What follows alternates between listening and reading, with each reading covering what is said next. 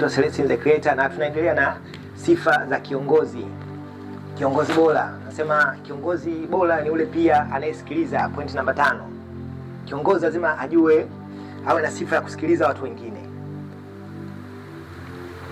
Sifa ya kusikiliza watu wengine, maana kiongozi anakuwa kama rais, anakuwa na washauri au hata viongozi wa taasisi wanakuwa na watu wengine katika kule juu. Katika ngazi ya utawala kule anakuwa na watu wengine ambao watampa ushauri kwa karibu kabisa, kwamba bwana mimi nataka kufanya hivi, ataomba ushauri pia. Kwa na watu ambao wanamshauri. Kwa hiyo kiongozi, kama unataka kuwa kiongozi, lazima basi ukubali kusikiliza. Na usipowasikiliza wale watu wako ambao wanakupa ushauri, ni rahisi sana kwenda kuharibu. Tunaamini kiongozi yote, rais, awe waziri, awe nani, wana maarifa yao mengi kichwani. Mpaka amepata nafasi ile, basi ni mtu ambaye anajua. Lakini kujua kwako kwingi isiwe sababu ya kuacha kusikiliza watu wengine. Inawezekana unajua kitu fulani, unajua njia nataka nipite hapa, lakini kuna mtu mwingine anakuambia kwa nini tupite hapa? Kwa nini tusipite hivi? Kwa nini tusipite hapa Kwa nini tupite huku? Wewe kwa nini unasema tupite hivi?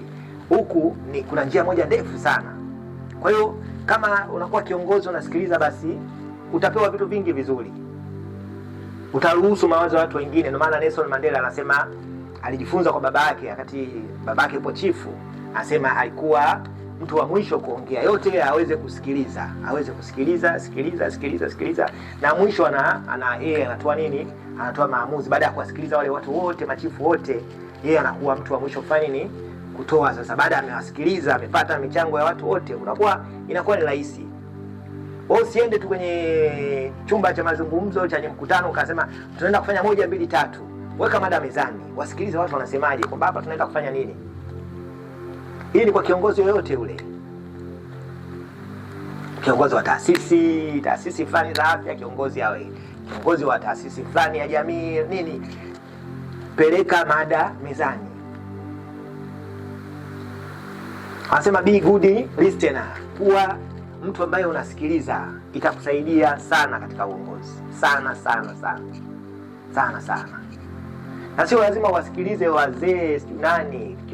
Kiongozi usikilize mfanyakazi wako yoyote yule, hata akiwa mtu ambaye anawasaidia usafi pale kazini. Inawezekana anawasaidia usafi lakini anaona vitu vingi. Kuna mtu mmoja azamia hawezi kunisaidia chochote. Sio kweli. Hata mfagizi wa ofisi anaweza akakwambia kitu ambacho wewe hujui. Kwa hiyo kiongozi lazima uwe na sifa ya kusikiliza. Nimesema ngazi zote. Kuanzia ngazi za juu kabisa huko juu. Lazima tuwe tuna sauti, tuna sikio la kuwasikiliza watu wengine vizuri kabisa. Inawezekana mtu hajakushauri vizuri, achana naye, lakini usimwambie pale. Hajakushauri vizuri, unaona kabisa, lakini kwenye ushauri kuna kitu tu utakipata. Watu wanataka wakutembelee, ruhusu watu waje karibu yako. Ruhusu watu waseme huyo simtaki, yule chama fulani cha upinzani hawezi kuniambia mimi chochote. Hapana. Mpaka anakuja kwako wewe, ana kitu cha kukwambia. Basi kama viongozi, kama leo tunataka kuwa viongozi, tujifunze kusikiliza. Kama ilivyokuwa kwa babake Nelson Mandela. Anasema alijifunza uongozi kwa babake kwa sababu alikuwa ni mtu ambaye anasikiliza wale machifu wengine ambao walikuwa wanakuja, wanamshauri mpaka mwisho, mpaka wote wamalizike. Na anasema hakuna mwingine. Watu wanapata nafasi ya kuongea. Kiongozi mzuri ni yule anayesikiliza, lakini pia anayekubali mabadiliko. Ukisikiliza utakubali mabadiliko. Ukiwa tuna jicho lile la kusikiliza, sikio la kusikiliza, na utakubali mabadiliko, kwako itakuwa ni kitu fulani chepesi sana. Kwa hiyo anza kusikiliza. Hamna haja ya kubishana. Hamna haja kubishana kufanya nini? Wewe wasikilize. Wewe ndio mtu wa mwisho kutoa maamuzi. Sababu tayari unakuwa ni kiongozi. Wewe utakuwa ni wewe tu ambao maamuzi yako yatakuwa. Lakini cha muhimu, sikiliza kwanza. Nenda kachambue. Sababu kwenye uongozi kuna watu wengi, mtakuja mtakaa, lakini baadaye mnaweza mkabaki wawili, mkabaki watatu, mkabaki wanne, kwa sababu kuna mtu aliongea 1 2 3, kama aliongea kitu muhimu. Kusikiliza sio kwamba nyinyi ni mataila. Kuna watu wengine wakimsikiliza mtu anaona kama wao wameshindwa, hivi idea zao zimeshindwa. Hapana, hatuko hapa kushindana. Kama wewe kiongozi unajua kabisa tuko hapa kushindana. Kila mtu ana uwezo wake wa akili na Mungu kampa.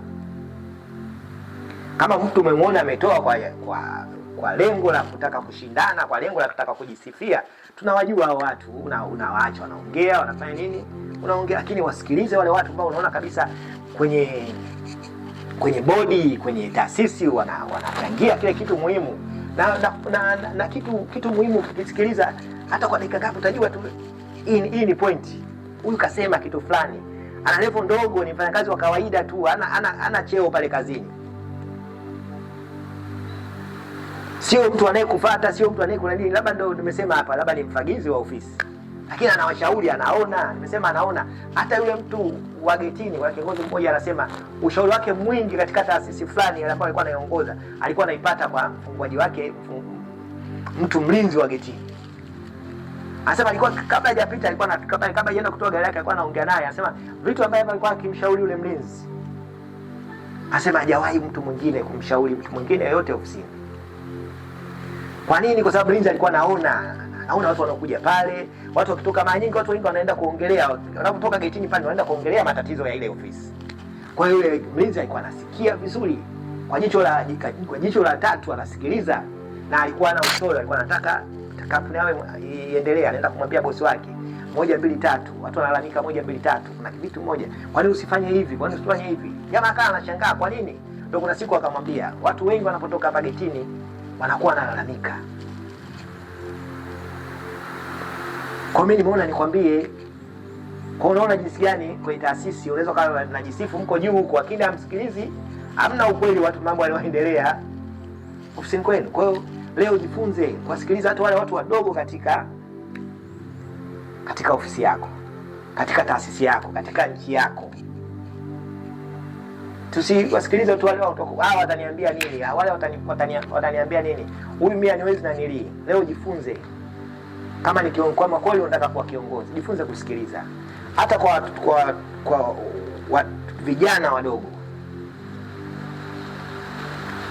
kuna kitu wanakwambia, kuna kitu utakipata. Naanza kusikiliza ushauri, fanyia kazi. Leo ukitaka kuwa kiongozi mzuri, anza kusikiliza watu. Usifanye tu maamuzi yako mwenyewe. Sikiliza, kuna funzo moja sana kwenye kusikiliza. Kwa hiyo kiongozi mzuri ni yule ambaye anasikiliza na anakubali mabadiliko. Usipokubali mabadiliko utastaki katika maisha. Au utaenda utasema mbona sisi tunabaki hapa tu, mbona tuendi mbele? Au amtaki kusikiliza. Tunakutana sometimes na ambao tunakutana nayo kwa sababu ambiataka kusikiliza. Jitahidi tufanye mabadiliko. Kuna mabadiliko madogo kidogo tunaenda tunajikuta tumefika pale ambapo tunafika kwa kusikiliza. Sikiliza pia hata wananchi ambao unawaongoza. Wana kitu wao cha kusema. Wana kitu pia ndani ambacho wanaumia, labda wanafanya nini, wasikilizeni.